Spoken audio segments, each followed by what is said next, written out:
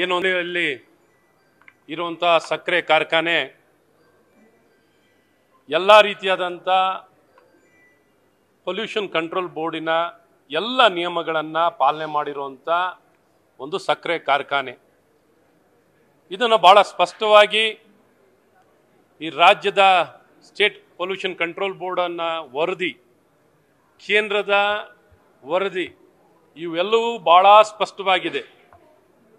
ಇದರ ಆಧಾರಿತವಾಗಿಯೇ ನ್ಯಾಯಾಲಯವು ಇವರಿಗೆ ಭಾಳ ಸ್ಪಷ್ಟವಾಗಿ ಇವರಿಗೆ ಕನ್ಸೆಂಟ್ ಫಾರ್ ಆಪರೇಷನ್ CFOವನ್ನು ಕೊಡಬೇಕು ಅಂತ ಭಾಳ ಸ್ಪಷ್ಟವಾಗಿ ತೀರ್ಪನ್ನು ಕೊಟ್ಟವ್ರೆ.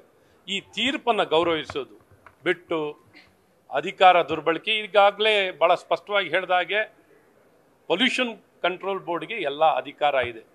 ಈ ಅಧಿಕಾರವನ್ನು ಚಲಾಯಿಸೋದು ಬಿಟ್ಟು ಎಲ್ಲ ಒಂದು ಕಡೆ ಸರ್ಕಾರದಲ್ಲಿ ದ್ವೇಷದ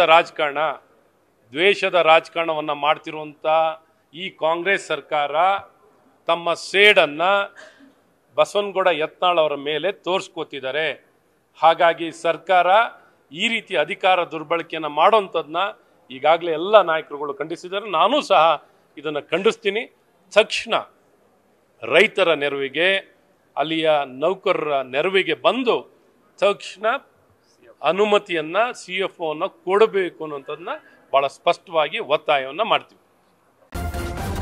ನ್ಯೂಸ್ ಫಸ್ಟ್ ನಿರ್ಭೀತಿಯಿಂದ ನಿಮ್ಮ ಪರವಾಗಿ.